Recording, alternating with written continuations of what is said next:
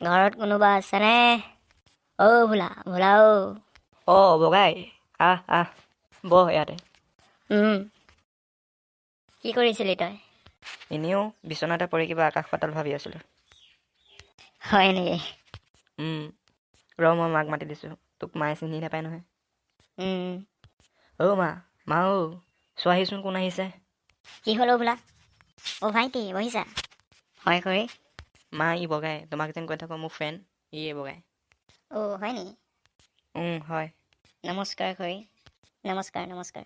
মা বগাই মই ক্লাছ 6ৰ পৰা একেলগতে পঢ়ি আছোঁ। হয় নেকি? হয় খুৰী। বগাই এতিয়া কোৱাচোন তোমাৰ ঘৰত কোন কেনেকৈ আছে?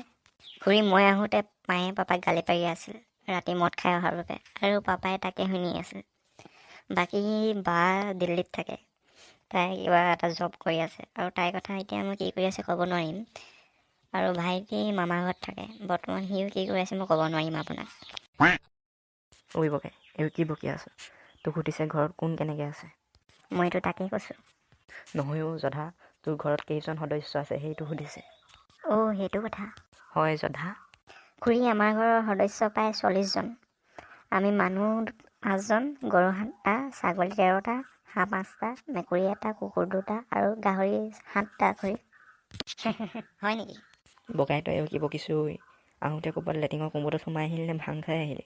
তোক সুধিছে ঘৰৰ মানুহ কেইজন আছে, গৰু ছাগলীৰ কথা নাই সোধা তোক। হয় নেকি? খুৰী আমাৰ ঘৰত মানুহ 5জন। মা, পাপা, ভাইটি, বা আৰু মই আছোঁ। হয় নেকি? মাহঁতৰ ভালনে? ভাল খুৰী।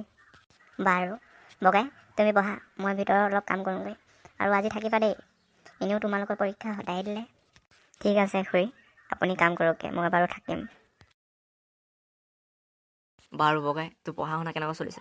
মোৰ চলি আছে আৰু লাহে দিহে। তোৰ পিছে? মোৰো একেই। মই এইকেইদিন পঢ়াই নাই, এনেও গম পাওঁৱেই পৰীক্ষা নহয়, আৰু এনেও সদায় দিলেই এতিয়া পৰীক্ষা।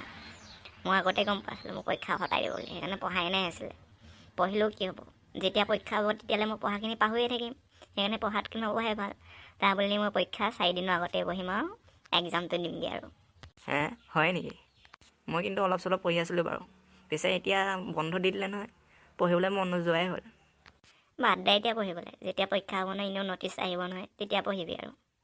সেইটোকে কৰিব লাগিব, হ'লেও মাজে সময়ে চাই থাকিব লাগিব বহি কিতাপ কেইখনকে। মই পিছে এইকেইদিন খুব ফুৰিমহে আৰু। বহাগৰ বতৰ, মামা ঘৰলৈ যাম, মাহী ঘৰলৈ যাম, পেহা ঘৰলৈ যাম, পেহী ঘৰলৈ যাম, খুৰা ঘৰলৈ যাম, আৰু জেঠাই ঘৰলৈ যাম। পূৰা দকচি খামগৈহে আৰু। হয় নেকি? মই পিছে ক'লৈকো যোৱাই নাই, ঘৰতে আছোঁ। হয় নেকি? ওলাই গৈ যাবি আকৌ, নহ'লে ঘৰৰ ভিতৰতে সোমাই থাকিলে গাঁৱৰ মানুহখিনিয়ে ভূত বুলি ক'ব। হয় নেকি? ক'লেও কওক, আমাৰ গাঁৱৰ মানুহবোৰ এনেও সেইটো স্বভাৱে। আজি কাৰ ঘৰত কি হ'ল আৰু বেলেগৰ ঘৰত গৈ পিনি সেইটো কথাকে আকৌ আলোচনা কৰিবগৈ। হয় নেকি? আমাৰ ঘৰৰ ফালে আকৌ সেইটো স্বভাৱ নাই দেই মানুহৰ। আমাৰ গাঁৱৰ মানুহৰ কথা কি কবি?